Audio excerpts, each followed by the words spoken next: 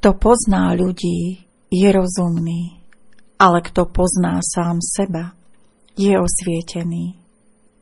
Kto prekoná druhých ľudí, je silný, ale kto prekoná sám seba, je všemocný. Kto sa vie uskromniť, je bohatý, ale kto je energický, vlastní silu vôle. Kto sa neodchýľuje od svojej základnej prirodzenosti, bude dlho žiť. Ale kto zomrie a napriek tomu sa nestratí, teší sa z večne trvajúceho života. Tao Te Ching, kapitola 33. Kapitola 33, prvá časť. Kto pozná sám seba, je osvietený. Zistili ste už, aké nesmierne namáhavé je získať seba poznanie? Ak si uvedomujete snahy, ktoré v tomto ohľade čas od času podnikáte, tak vzdycháte. Získať seba poznanie je úplne nemožné. Je predsa jasné, že seba poznanie musí byť prvým krokom k seba zdokonaleniu. Preto je tragické musieť konštatovať, že veľká vážnosť, s akou je o seba poznanie usilované, vedie k takým chabým výsledkom. Je to v skutku tak, ako sa píše v Biblii. Kto prekoná sám seba, je silnejší ako ten, kto dobil nejaké mesto. Alebo ako to konštatuje Lao Tse.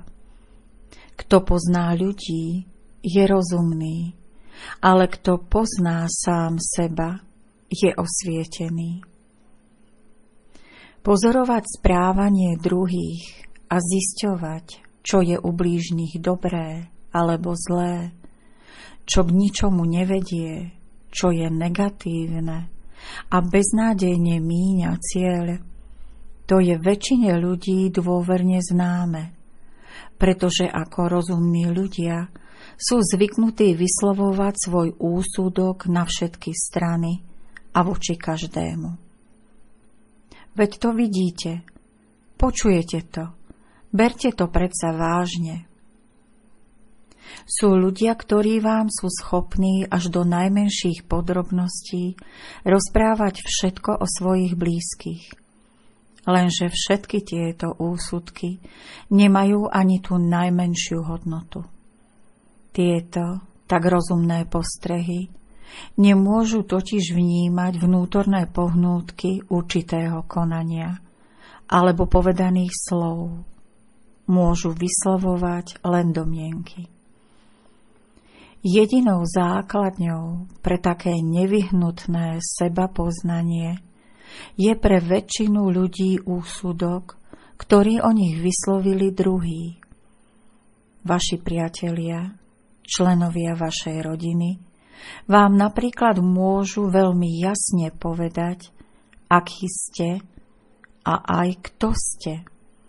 Tak jasne, že tomu nakoniec sami uveríte.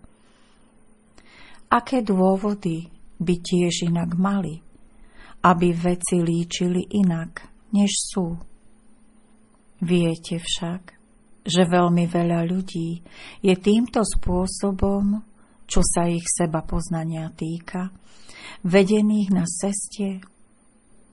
Vaša žena alebo váš muž, váš brat alebo vaša sestra povedia: taký si.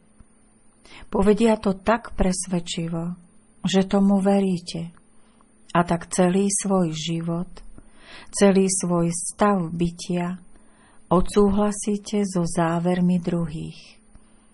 A potom si ešte myslíte, že ste vo svojom sebapoznaní pokročili. Ak dokážete byť dostatočne objektívni, neunikne vám, že sa občas stávate sami obeťou takejto situácie. Klasický dôkaz toho, nám podáva skutočnosť, že Pán Ježiš a ďalší veľkí duchovia, ako aj ich vznešení služobníci v ich vlastnom okolí, v ich rodnom meste, čo sa týka ich vlastných vzťahov, nemohli pôsobiť žiadnou silou. Spomeňte si na okrídlené slová. Môže z Nazareta prísť niečo dobré?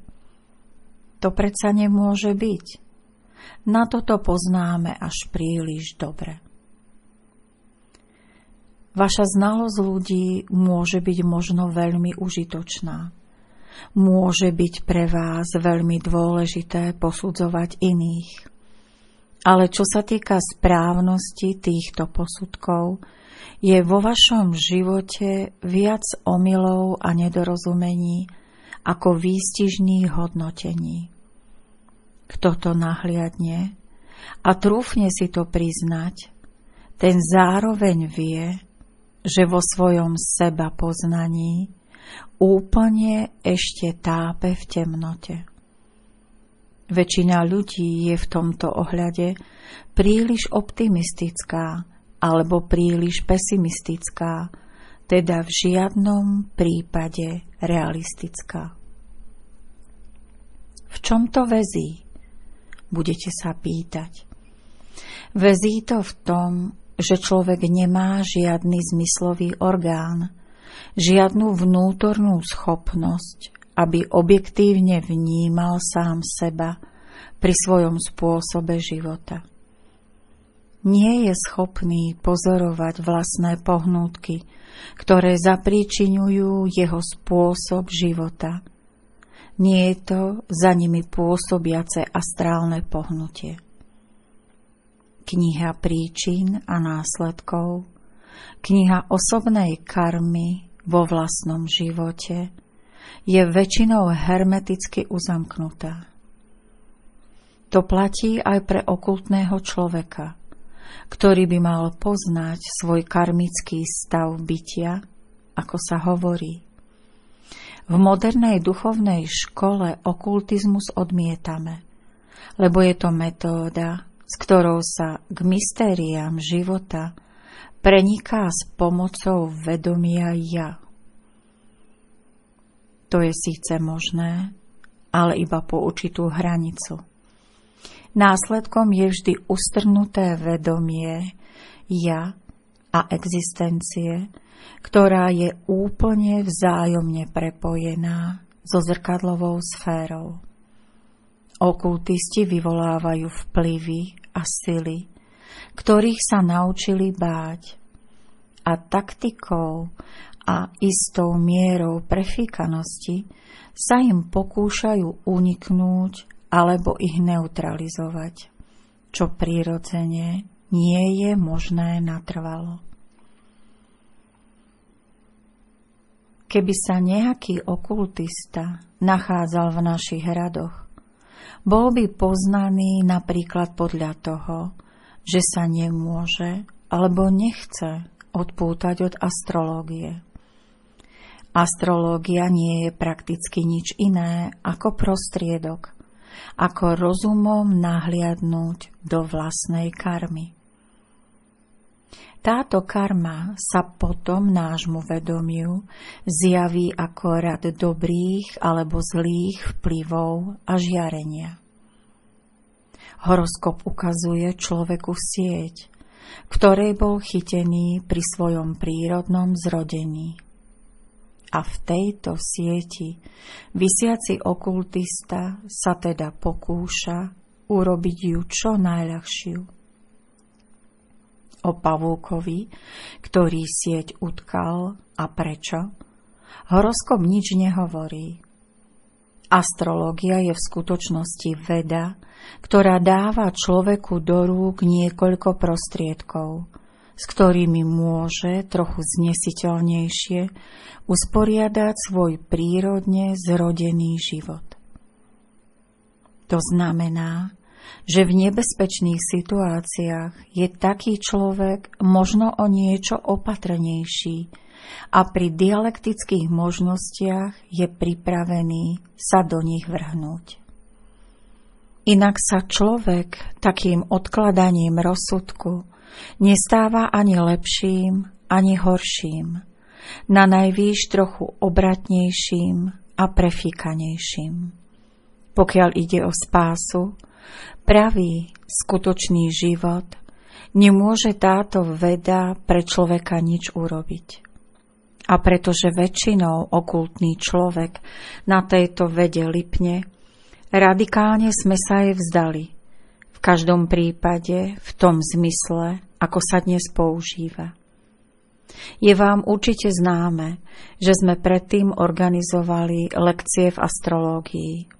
Roky sme ľudí zhromaždených v škole kríža s ružou učili zostavovať horoskopy a vyhodnocovať aspekty narodenia. Rozlúčili sme sa s tým, pretože znalosť o vašej momentálnej pavučine ako predstave vašej celkovej životnej úlohy vám môže byť na úžitok len vtedy, keď duša hľadá a vy preto chcete rozmotávať sieť osudu. Ak si však niekto myslí, že s pomocou tejto náuky o aspektoch, jej cieľoch a praktikách získa väčšie sebapoznanie, je to veľmi škodlivé. Okultista má však ešte viac šípov vo svojom tulci, napríklad tarot, kabalu a čítanie z ruky. Aj s týmito šípmi sme, keď sme ešte boli mladí, strieľali. Zistili sme však, že cesta k sebapoznaniu je úplne iná. Bolo by skvelé, keby ste to mohli už teraz nahliadnúť a tak si ušetriť dlhú experimentálnu cestu, ktorá je vždy spojená s námahou a roztrpčenosťou. Ide o to zoznámiť sa s tajomstvom. A návod tohto tajomstva znie: poprvé, poznať sám seba a tým zažiť osvietenie. Po druhé, prekonať sám seba a tým sa stať všemocným. Po tretie, rozvinúť novú energiu a tým vyvinúť magickú schopnosť vôle. Po štvrté, ak príde koniec cesty matériou, vstúpiť do trvalého nového života. Chcete tento návod raz študovať a potom ho používať a žať jeho plody? Je to návod, ktorý k vám prichádza z praminulosti a vlastnej glórie neomylnosti. Otázka znie: ako dosiahne človek seba poznanie, aby sa stal účastníkom osvietenia? A čo je to osvietenie? Aby mohol človek túto otázku položiť, musí byť bohatý na určité skúsenosti a mať vypitý pohár horkého súženia. Až na základe týchto skúseností sa v ľudskom srdci derú nahor otázky. Čo je cieľom môjho života? Čo je vlastne človek? Čo je jeho určením? Ak tieto otázky nepokladáte len rozumovo, ale sú skutočne vaším vnútorným problémom, ak tieto otázky vychádzajú z vašej najhlbšej bytosti, potom vzniká sám od seba sklon k skúmaniu. Ak začne človek hľadať, je tento sklon vnímaný ako životná potreba, ako otázka bytia alebo nebytia. A potom sa človeku otvorí celé univerzálne učenie, celý Boží plán so svetom a ľudstvom.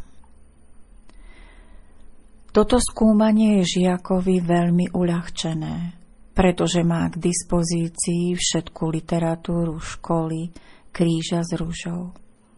Študuje ju, pretože ho k tomu poháňa jeho životná núdza. Dávajte však pozor, ak sa tu hovorí o študovaní, pretože toto štúdium je založené na úplne inej báze. Nie je tým myslené to, čo sa pod tým bežne rozumie. Žiak študuje a chce vedieť, pretože je k tomu životnou núdzou poháňaný. Potom zistí, že vedomie ja je výlučne motorickou činnosťou, s ktorou môže najlepším spôsobom udržiavať osobnosť a že osobnosť predstavuje iba polovicu stvorenia. Je iba základňou pre vývoj pravého, skutočného človeka. Ďalej hľadajúci žiak zistí, že život osobnosti, ako ho teraz pozná, nie je životom dôstojným stavu človeka, ale čisto len animálnou existenciou. Ako náhle to človek spozná, a on to spozná, ak ho k tomu poháňa životná núdza, prebudí sa v jeho osobnosti latentný bod dotyku a otvorí sa a rozvinie sa kvet, totiž ruža srdca. A táto ruža začne hovoriť hlasom monadického plameňa, hlasom časti vyššieho človeka, ktorý sa musí prostredníctvom duše spojiť s nižším človekom. Tým sa totálne zmení charakter nižšieho človeka a on transfiguruje.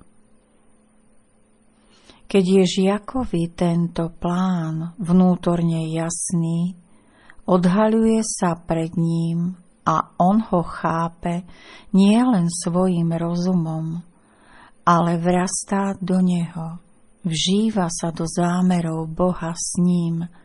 Potom je tu zároveň aj osvietenie, lebo potom vzniká seba poznanie a poznanie Boha. Potom je tu vedomie. Božia ríša je vo vás. To znamená byť osvietený. A v tomto osvietení môžeme nastúpiť na chodník prekonania. Chodník seba prekonania.